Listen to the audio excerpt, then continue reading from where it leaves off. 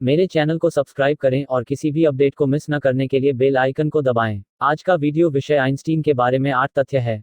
संख्या 1। आइंस्टीन की महान सफलताएं प्रयोगशाला के बजाय उनके सिर में किए गए दृश्य प्रयोगों से आईं। उदाहरण के लिए 16 साल की उम्र में उन्होंने अपने दिमाग में यह दिखाने की कोशिश की कि एक प्रकाश किरण के साथ क्या करना पसंद करेंगे। यदि आप प्रकाश की गति तक पहुंच गए हैं तो क्या प्रकाश तरंगें आपको स्टेशनरी नहीं लगती हैं। इस प्रयोगों को गेडेनकेन एक्सपेरिमेंट विचार प्रयोग कहा जाता था। संख्या 2। आइंस्टीन एक बच्चे के रूप में एक धीमी गति से सीखने वाले थे और बहुत धीमी गति से बोलते थे। उनके माता पिता ने भी एक डॉक्टर से सलाह ली। उनके पास अधिकार के प्रति एक घृणित विद्रोह भी था, जिसके कारण एक प्रधानाध्यापक ने उन्हें निष्कासित कर दिया और दूसरे ने इतिहास को यह कहकर विस्मित कर दिया कि वह कभी ज्यादा राशि नहीं लेगा। संख्या 3। जिस पैथोलॉजिस्ट ने आइंस्टीन के शरीर की शव परीक्षा की, उसके मस्तिष्क को चुरा लिया और उसे 20 साल तक जार में रखा।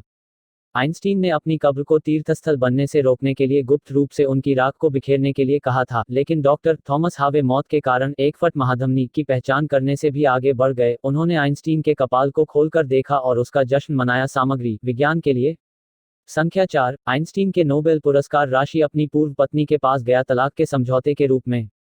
आइंस्टीन की अपनी पहली पत्नी मिलेवा मैरिक से परेशान विवाह 1919 में भंग हो गया और उन्होंने अपने दोनों बच्चों और पुरस्कार राशि को छोड़ दिया, जो कि असंबंधित नहीं था, क्योंकि उन्होंने अपने काम के साथ आइंस्टीन की सहायता की थी और अक्सर उन्हें एक साउंडिंग बोर्ड प्रदान किया था।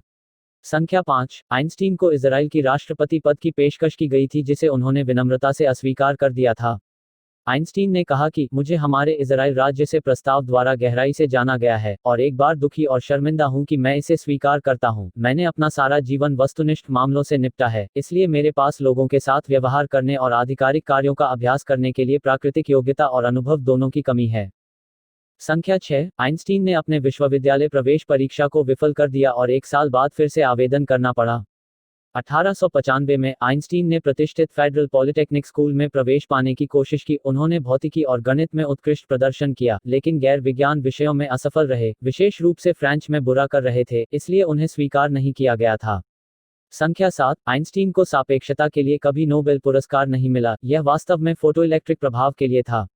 एल्बर्ट आइंस्टीन ने 1921 में 1 साल बाद 1922 में सैद्धांतिक भौतिकी के लिए उनकी सेवाओं के लिए और विशेष रूप से फोटोइलेक्ट्रिक प्रभाव के कानून की उनकी खोज के लिए का नोबेल पुरस्कार प्राप्त किया। संख्या 8। आइंस्टीन एक बुरी याद रखने के लिए प्रसिद्ध थे। उसे नाम, तारीख और फोन नंबर याद नहीं थे।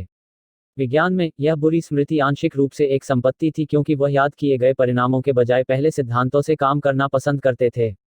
कृपया लाइक, शेयर और कमेंट करें। देखने के लिए धन्यवाद।